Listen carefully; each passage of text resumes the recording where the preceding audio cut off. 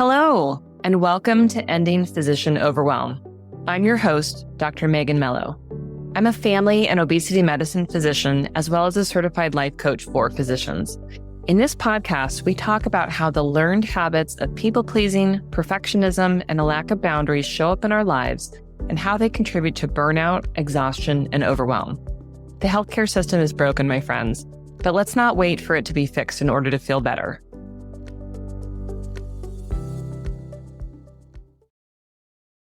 Hello, my friends, and welcome to another episode of Ending Physician Overwhelm. I want to start out by just saying thank you to those of you who reached out and connected with me in response to last week's episode.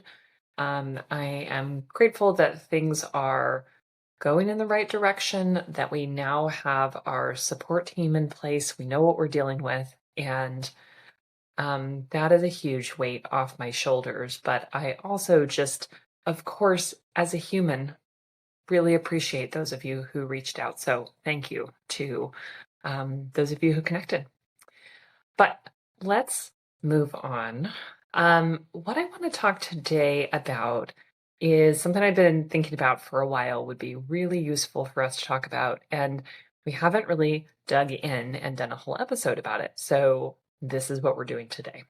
And that is exploring where can AI be helping you to make your life easier, both, sometimes at work and at home.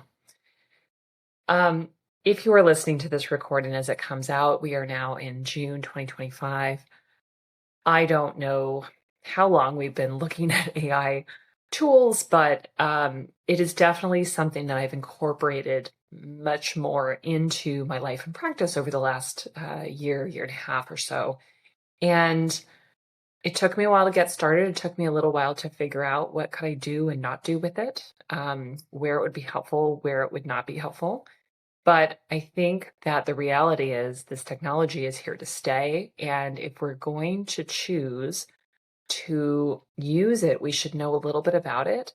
And we should really approach it with a good mindset. Of course, we talk about mindset all the time here, but this is another place where mindset really matters because, as we'll discuss, it is really important that you have these tools working for you. And in part, that depends on you knowing that you deserve help, that you deserve to have help that is actually helpful. And we all know what I mean by that.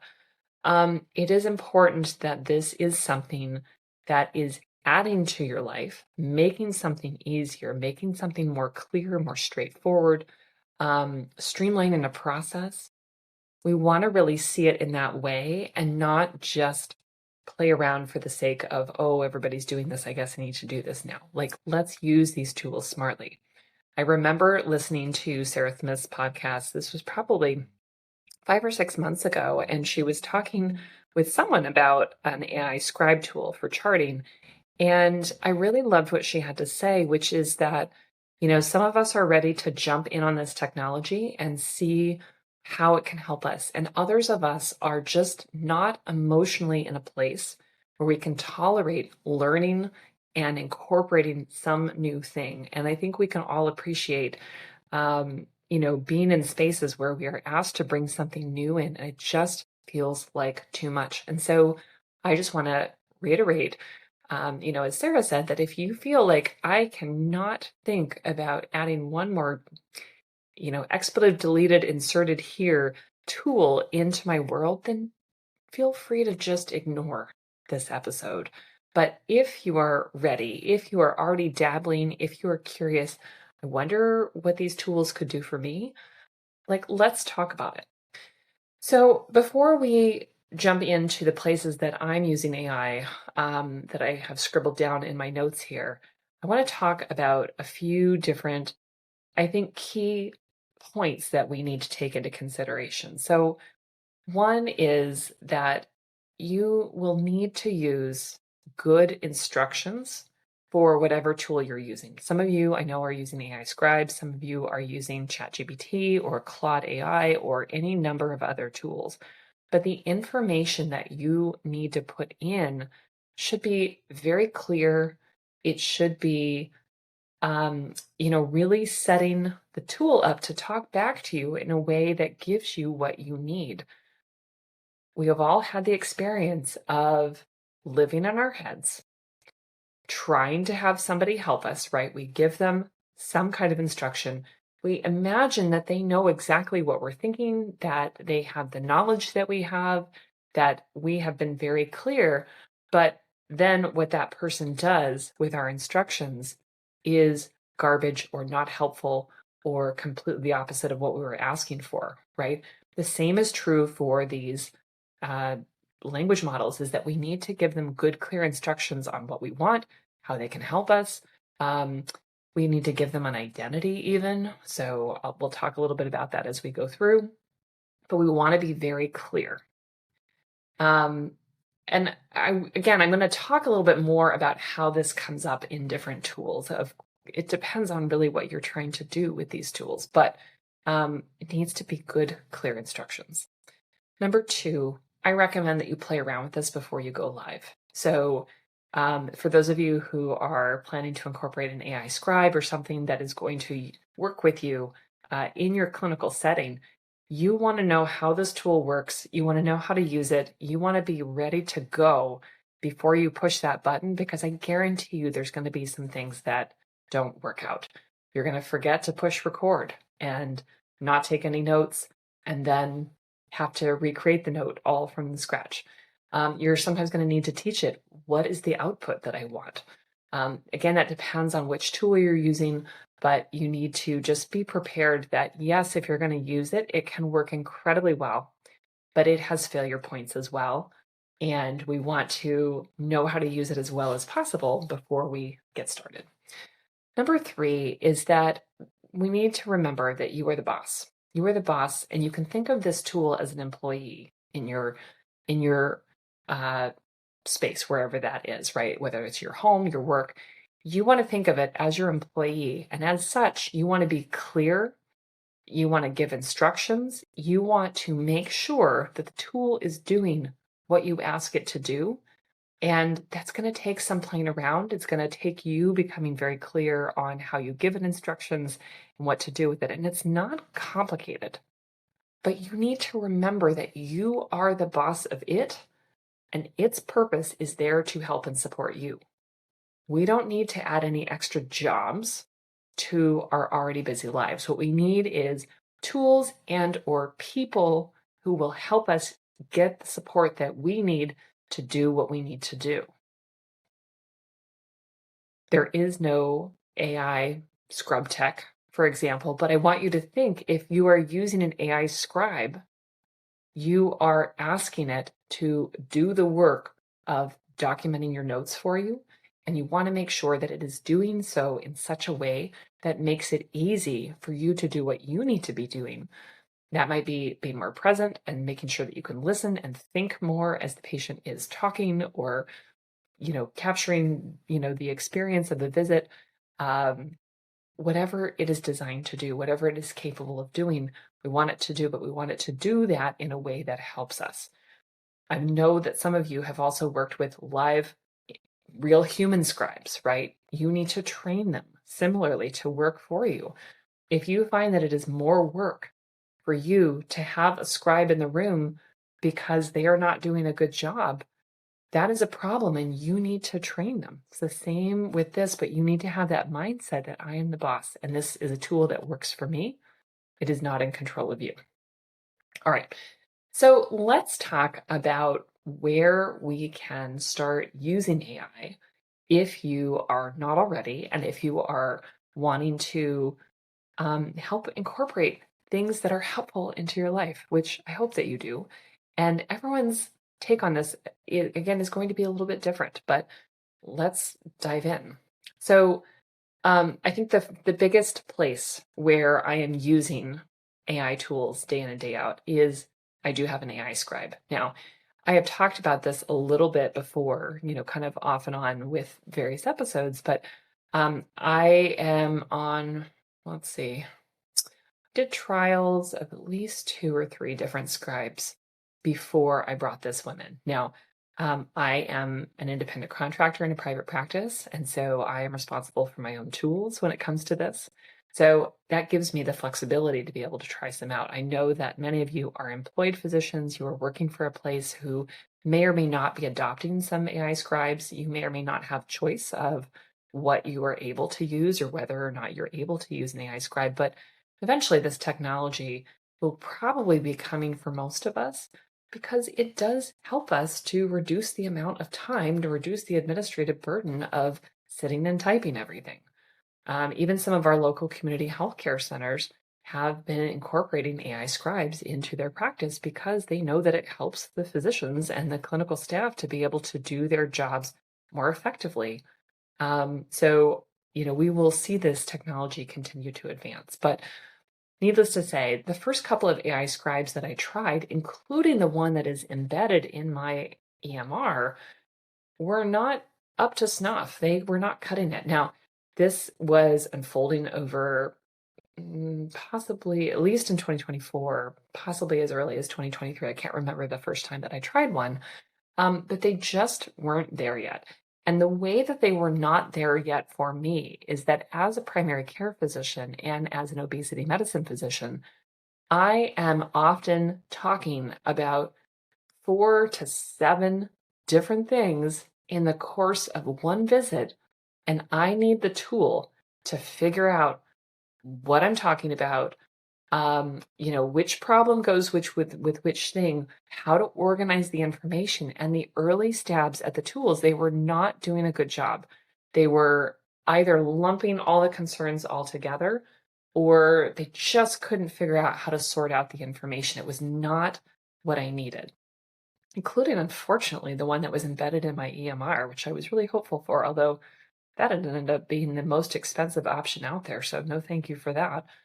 But ultimately, the tool that I started using was being used by some friends of mine. I have no financial ties to this product other than I have paid to use it. So it is called Heidi AI Scribe. It is out of Australia, I believe, and it is being used in Britain and in Australia and I think New Zealand and other countries. So it has been vetted by those healthcare systems. And it is something that can create notes and has fully customizable templates, but it can also create other things out of the note. For example, referral letters, or I don't know, a sick note it probably could do. I have been able to teach it how to dictate things into it, and I can spit out lab values that are displayed in the way that I want them so that I can be able to look at them in a certain way because my EMR does not blow them into a flow chart that I can look at all as one unit. I have been able to dictate messages to patients in the portal, all sorts of things. Now, my AI scribe is not at all connected with my EMR, so I am cutting and pasting. And that's okay. I mean, the good part is that my AI scribe has zero connection to the actual patient chart. And even though it is a HIPAA compliant tool, it has no idea who the patient is because I am not putting any patient identifiers into it. I do copy and paste my note from the last visit into the context of it. So it knows who this person is in terms of their medical information and what we talked about last time. But it doesn't have a name. It doesn't have a date of birth. It doesn't have any connected insurance information, nothing. And that makes me feel incredibly comfortable because I don't know, there's so much fear and anxiety, right, about what are these tools going to be doing? What does confidentiality mean? I know that HIPAA has vetted all of these things, but that has given me some peace of mind. So using the AI scribe, I have been able to customize templates. So it still produces notes in the way that I want it to. It's just able to do it a whole lot faster, and I can get my hands off the keyboard so much more in my visits, which has just been tremendous. So it took a little trial and error to figure out, all right, how do I use the tool? How do I teach it to create what I want it to create? And I have to remember I am the boss of this tool. So if it's not producing what I want it to produce, then I need to teach it or, input some information into it so that it will give me exactly what I want. Now, I have to tell a funny story here, which is that all of these tools, as we know, can make up information. And I was having a visit once, and I had dictated the labs into this tool before I went and got the patient, so that it would spit it out in the note the way I wanted to. However, it included a lab value that I did not give it. There was no fasting insulin checked for this patient, and it had made up a fasting insulin, and I happened to catch that. Now, this doesn't happen very often, and thankfully, I have trained it, but in this instance, it had made up a value and put it in and done a calculation, and I could see that it had made up a value. And I told it in the little box, hey, you made up an insulin level. I didn't give you an insulin level. And it replied to me that yes, it did. And I replied back, no, you go check the transcript. Check your own transcript. It did, and it said, you are right. You did not tell me a fasting insulin. I apologize. And it was just this very interesting space because as I know so many people who are private practice owners who have their own practices and they hire staff and they're dealing with all the frustration that comes with being a good boss and giving adequate feedback and really feeling like they're in control, one of the issues that comes up frequently is staff who are quick to leave, staff who take a job and leave a job, or leave a job, after getting some corrective feedback. And I thought, well, all right, here's my little version of this, but this tool can't quit on me. So there we go. So my saving grace. So AI scribes, right, is one place that we can be using these tools. And that is probably where most of us are going to be going at some point. Another thing that I find incredibly helpful is helping me with writing letters. So sometimes these are patient letters. Sometimes they are other letters that need to be written in a professional tone. It might be a letter to an insurance company that is advocating for whatever treatment that we are trying to get authorized. It might be a letter supporting the patient, has a gym membership and they want a letter to document for their FSA or something like that. In the past, I might have Google searched a letter and seen if I could find one and just copy it because I don't want to sit and type out a whole letter. I don't want to do that. I don't have a template that's ready to go. I can ask ChatGPT to create a template for me. I can tell it, I have a patient who is X years old and if that's relevant, and, they need a letter to support their gym membership for their FSA. Please write me a professional sounding letter. Very easy. It spits out a thing where I can just copy and paste it and just fill in the details of the patient's identifiers and send it off. Takes me a minute instead of however long it would take me to come up with words that I would want to write down. This is something that we can incorporate very easily into our practice. Again, if you don't have templates especially, and anybody can pull up ChatGPT or one of these similar tools and ask it to write a letter in a professional tone, make it very simple. All right. Writing tasks. Writing tasks that don't need to be done by me. Now, this is a very interesting exercise when it comes to thinking about what is going on in schools and colleges in terms of people being able to learn writing skills. But you know what? I'm 44 years old. I was an English major. I have written so many papers, and I've written lots of I've written, as you have, thousands and thousands and thousands of patient notes at this point, and thousands and thousands and thousands of emails. I'm not saying that I couldn't practice being a better writer, but I also don't need to. I am not trying to be a professional writer, and I am very happy to let these tools do some writing for me. So after I am done with this podcast episode, I am going to copy and paste the transcript of this podcast episode into Claude. Claude is going to receive instructions from me that it will generate an email that goes out to my weekly email list. It will generate show notes that will go into the bottom of this podcast episode, and it will generate a blog post. It will receive instructions on how to use my style, how to make it quick and easy to read, how to be engaging. And it's going to take about 5 minutes to do that. Not even, right? It's going to take 5 minutes for me to give it the transcript, give it the pre-copied instructions, which are the same instructions I give it each time. And it's just a macro that I just type in. And it's going to spit these things out, right?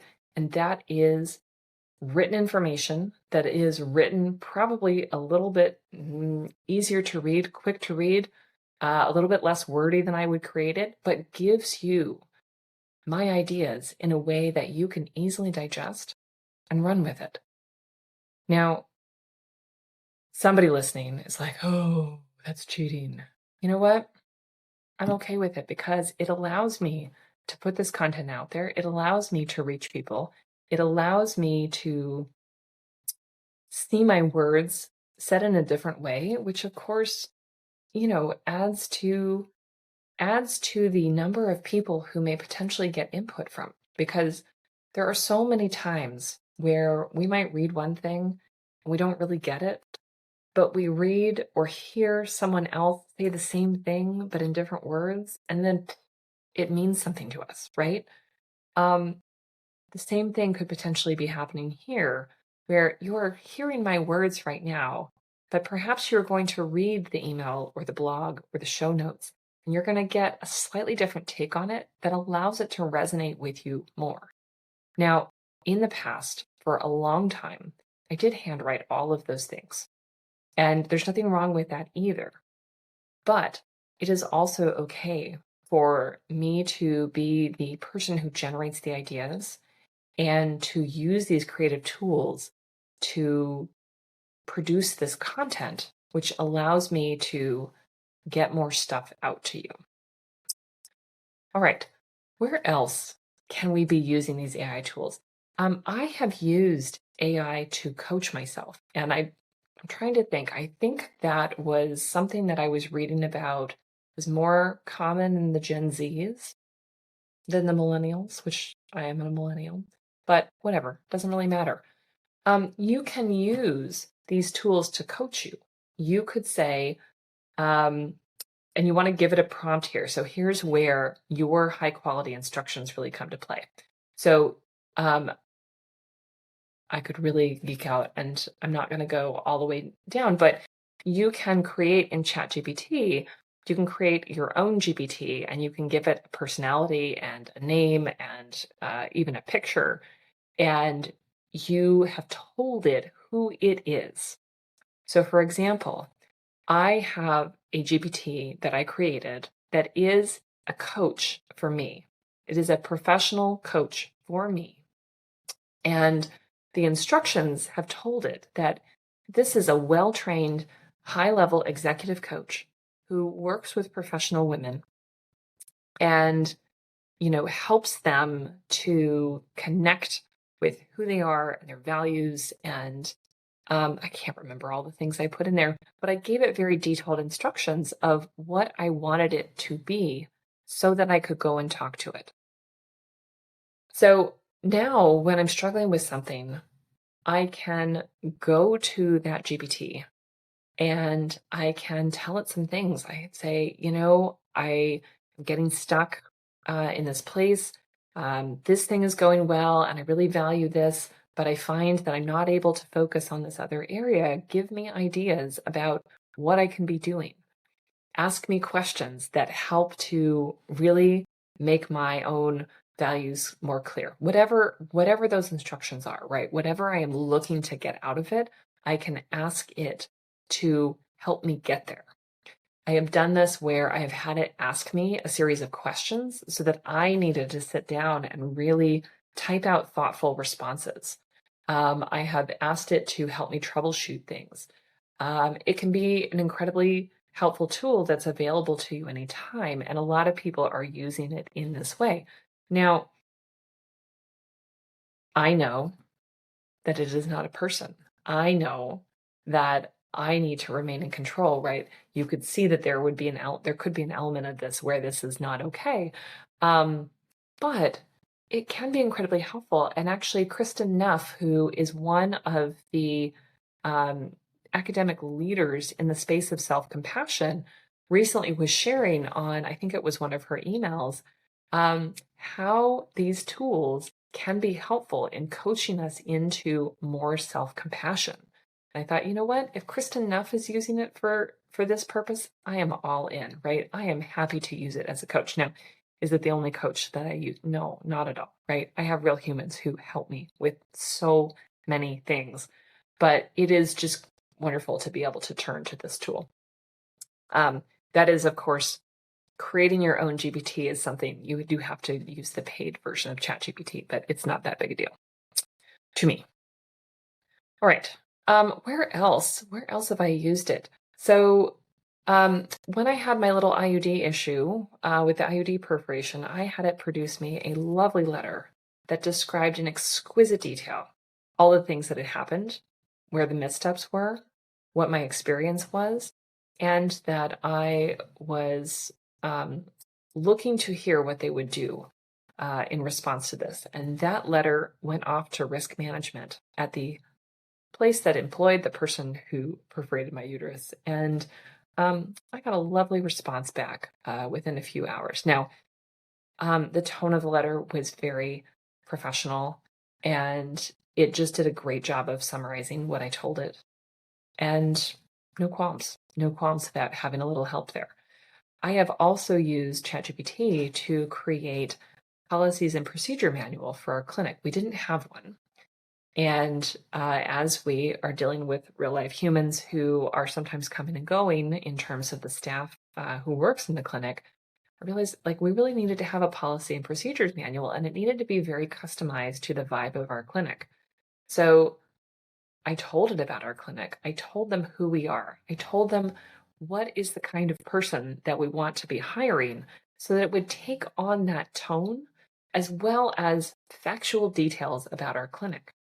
And, I probably spent, I'm going to say probably 10 or 15 minutes max giving it very detailed information. That's probably an overestimate. I probably spent less than that, but giving it very detailed information about who we are, what we look. And then I said, we need to create a policies and procedure manual for our clinic that incorporates this information. It spit out a lovely document, which I passed on to our office manager. And now we have a policies and procedure manual.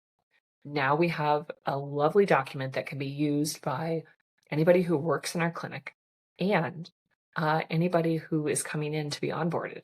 So that makes it very clear who we are and what we do and how we do it. Patient handouts is another area that I've used this. Now, it is, of course, very important, right, that you read the patient handout thoroughly, that you make sure that it has the correct information. Again, these tools can make up information. And so if it's telling you something that you've never heard of and you're like, not sure if that's true or not, go fact check it. And if it is or isn't true, it may or may not be something that you want to be telling your patients, right? So you do need to check the information that you get out of these things. You do need to read. And I read the notes the AI Scribe tool uses. I read through the show notes and the email and the blog, right? I read through these documents, make sure that they are giving the best information possible. They're not making stupid, glaring errors. Do I catch everything? Probably not. Do I catch everything that needs to be caught? Yeah, I think I do. There's that perfectionism, right? That knows that we need to be able to allow tools to not be 100% and to really trust that they can be good enough and they can help me and I can spend far less time on something than I have in the past. It's good enough. It's good enough. And it's good enough here too. But with patient handouts, that has been very helpful. In my obesity medicine work, I tell my patients, if you're someone who likes to count things and you're going to be counting fiber grams or protein grams or something, that's a very reasonable place for using ChatGPT. You can ask it to come up with ideas. I have done this for various handouts that I've created where I have also asked it, I want you to, come up with 5 different breakfast recipes that are about 400 calories, that have at least 20 grams of protein and at least 15 grams of fiber. It can figure that out, right? And I was actually pretty impressed with the results, that they were real recipes. They didn't include anything weird. Now, I'm sure if I did that enough times, I would see some very strange things. But again, this is a place where you can use these tools. I know a lot of people are using ChatGPT frequently for searches. We certainly all see the Google AI. I'm assuming everyone is using Google because, I don't know, it's still the best. But we are seeing more and more places that these tools are automatically popping up. But here are the places that I'm using it. That is the way, as I've described, that I am using these tools. I continue to play around with them more and more. And I realize how often, yep, I could have used that there, and I didn't. The next few things that I am going to be looking to ChatGPT to do is to take notes or review notes from something that I've read, and be able to summarize and sort of teach it back, and to use the tool in a more dynamic way to help me learn and incorporate new information. Again, with some vetting, right? With making sure that it's not making stuff up and I'm not learning weird things. But I think there is so much potential for us to be able to use these tools smartly. A lot of people are using them more and more in their households. I don't currently choose to do that, but again, this is an emerging area, and I think we will all continue to learn more. So again, these tools need good instructions from you. And the more details that you give it, the better the output, right? We need to be clear with them.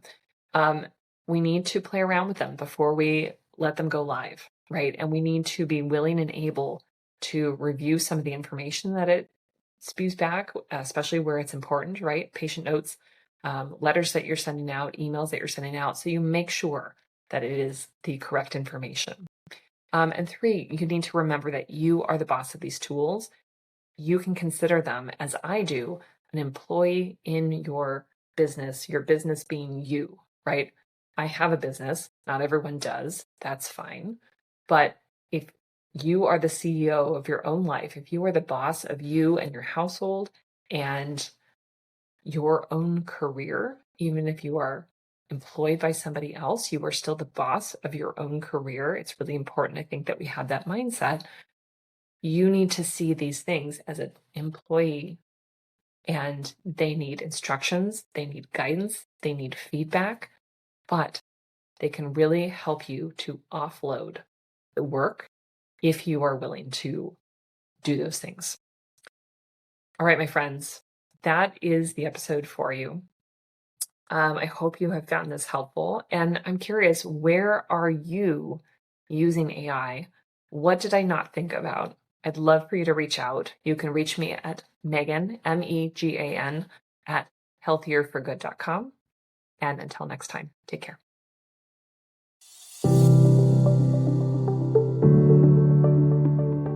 Well, that's our show for today. Thank you as always for listening. To learn more about my coaching programs, head to www.healthierforgood.com. And if you love this podcast, please drop us a review on iTunes or support the show by clicking the link in the show notes. Until next time, take care.